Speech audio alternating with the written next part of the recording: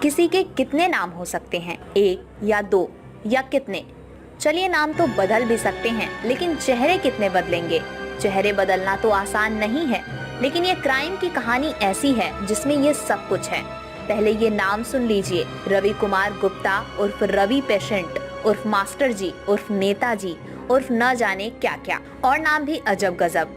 कोई एक से ज्यादा नाम रख ले तो इसमें हैरानी की कोई बात नहीं, लेकिन कोई हर 6 महीने में नए चेहरे के साथ दुनिया के सामने हाजिर हो जाए तो हैरान होना लाजमी है।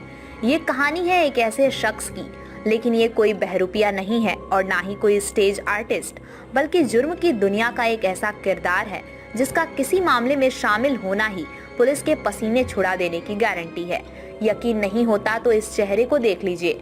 इसका असली चेहरा नाम है रवि कुमार गुप्ता, लेकिन अब इसी रवि कुमार गुप्ता की हालत ऐसी हो चुकी है कि खुद उसके साथ उसके गैंग में रहकर वारदात को अंजाम देने वाले गुनहगार तक उसे नहीं पहचान पा रहे हैं। पुलिस उसे क्या पहचानेगी, ये अपने आप में बड़ा सवाल है।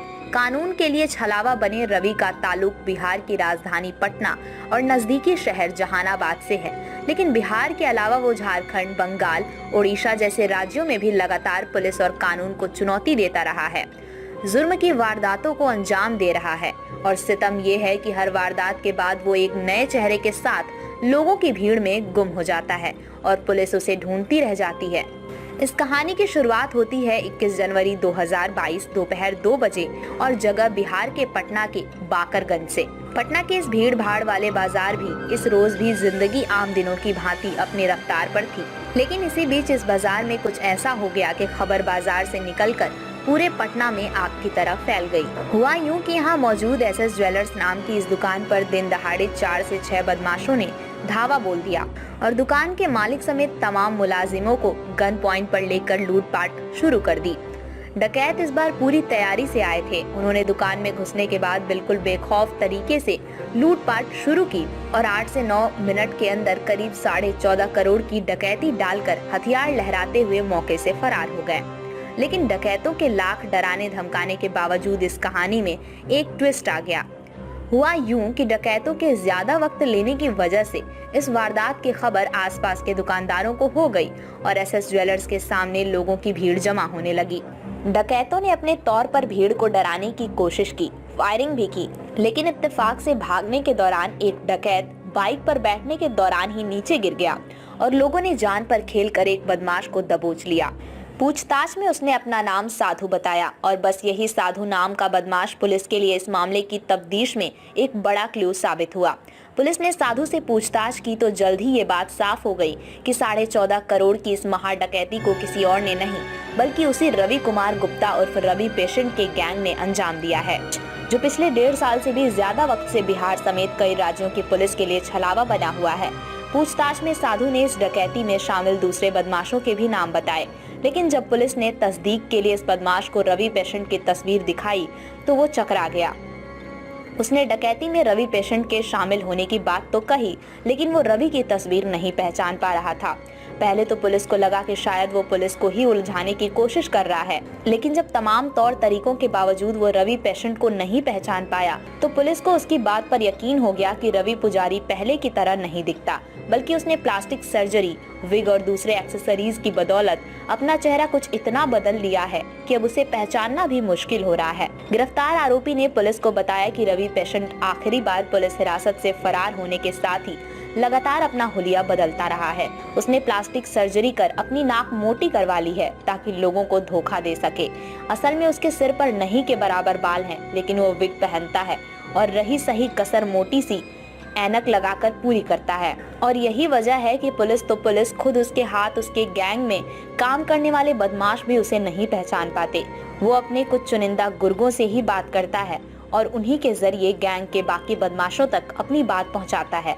फिलहाल पटना पुलिस के पास इस तिलस्मी क्रिमिनल की कोई लेटेस्ट तस्वीर तक नहीं है और ये पुलिस के लिए एक नई चुनौती है। इसी चुनौती से निपटने के लिए अब पुलिस ने पटना आर्ट कॉलेज के एक पूर्व छात्र से वारदात में शामिल रवि पेशेंट का स्केच बनवाया है।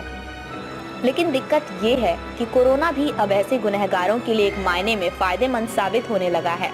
पटना के एसएस ज्वेलर्स में डकैती के दौरान भी डकैतों ने मास्क पहनकर ही पूरी वारदात को अंजाम दिया था और इसलिए अब रवि पेशेंट की नई स्केच पर भी मास्क लगी है। ऐसे में ये स्केच कितना सही है और कितना गलत पक्के तौर पर तो फिलहाल कोई नहीं बता सकता, लेकिन इतना जरूर है कि मौके से गिरफ्तार साधु ने इस स्केच को रवि पेशेंट के मौजूदा चेहरे से 60% तक मिलता जुलता बताया है। वैसे तो रवि पेशेंट करीब 1.5 साल से पुलिस को धोखा देता रहा है, लेकिन आखिरी बार उसने 21 जून 2019 को अपने गैंग के साथ मिलकर पटना के आशियाना दीघा रोड में मौजूद पंचवटी रत्नालय नाम के एक बड़े ज्वेलरी शॉप में डकैती डाली थी। खबरों के मुताबिक उसने वहां से 5 करोड़ की ज्वेलरी के साथ साथ 13 लाख रुपए कैश भी लूटा था। इसके बाद पुलिस ने उसे पकड़ने के लिए इंटर स्टेट कॉम्बिंग की शुरुआत की और बिहार, झारखंड के साथ साथ बंगाल में कई जगहों पर छापेमारी के बाद आखिरकार उसे उसके गैंग के साथ पकड़ लिया गया। 30 जून 2019 को गिरफ्तार किए जाने के बाद उसे पटना के बेऊर जेल भेजा गया, लेकिन सूत्रों की माने तो रवि ने तभी से जेल से भाग जाने की बात कहनी शुरू कर दी। उसने जेल में ही बैठकर अपने फरार होने की साजिश भी रची और महज 6 महीने से भी कम के वक्त में 18 दिसंबर 2019 को वो पटना सिविल कोर्ट में पेशी के दौरान पुलिस को चकमा देकर फरार हो गया। रवि के साथ उसका एक खास गुर्गा आशीष राय भी इस रोज पुलिस को धोखा देकर भागने में कामयाब रहा। इसके बाद उसने एक के बाद एक कई वारदातों को अंजाम दिया। पश्चिम बंगाल के आसनसोल समेत दूसरे कई शहरों में उसने ज्वेलरी शॉप्स को टारगेट किया, बड़ी डकैतियां की, लेकिन तब से लेकर आज तक पुलिस उसे ढूंढ नहीं पाई है। रवि पेशेंट का आपराधिक इतिहास भी काफी पुराना है। सिर्फ पटना में उस पर कोई 1-2 नहीं बल्कि 16 से ज्यादा आपराधिक मामले दर्ज हैं।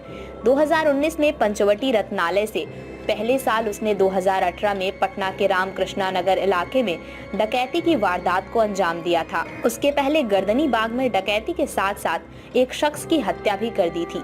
राज ट्रेडर्स के मालिक बंटी गुप्ता के कत्ल का इल्जाम भी उसी के सिर पर है। अब बात एक बार फिर उसी ज्वेलरी शॉप में हुई डकैती की, जिसने रातों रात रवि पेशेंट को सुर्खियों में ला दिया। असल में पुलिस ने इस मामले की जांच के लिए अपनी पूरी ताकत लगा दी थी, क्योंकि मामला 14 करोड़ से ज्यादा की डकैती का था। दुकान से 18 कैरेट का तकरीबन कई किलो सोना, 16 लाख रुपए कैश और दूसरी चीजें लूटी गई थी, जो कि मामला हाई प्रोफाइल था।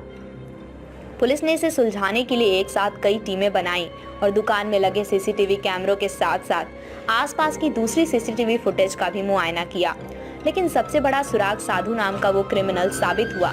वो मौके से ही पकड़ा गया था। उसकी निशानदेही पर पुलिस ने सोनू कुमार, राजू, राजेश राम और सन्नी कुमार नाम के बाकी बदमाशों को गिरफ्तार किया और इनके ठिकानों से करीब 9 किलो सोना, 4.5 लाख रुपए कैश, 5 मोटरसाइकिल, एक फॉर्च्यूनर और एक दूसरी गाड़ी भी बरामद की। पुलिस की माने तो बदमाशों ने करीब महीने भर तक इस लूटपाट की तैयारी की थी। अपने इस क्राइम के लिए बकायदा रेकी की थी और काम को एक कोड नेम भी दिया था, जो था ऑपरेशन एक ग्लास पानी। लेकिन आखिरकार सारी की सारी तैयारी धरी रह गई और 72 घंटे में मामला का खुलासा हो गया। लेकिन इस मामले में सबसे बड़ा ट्विस्ट रवि पेशेंट का नाम सामने आने से ही आया। असल पुलिस के बही खातों में फरार चल रहा रवि पेशेंट भी ऐसे ही ज्वेलरी शॉप्स में लूटपाट करने का आदी रहा है। उसने ऐसी कई वारदात को अंजाम दिया है, इसलिए इस मामले में भी पुलिस की शुरुआती जांच रवि पेशेंट के इर्द गिर्द ही घूम रही थी। लेकिन आखिरकार जब 72 घंटे गुजरने के बाद पुलिस ने मामले का खुलासा किया, तो इससे रवि पेशेंट का सीधे तौर पर कोई लेना देना नहीं था।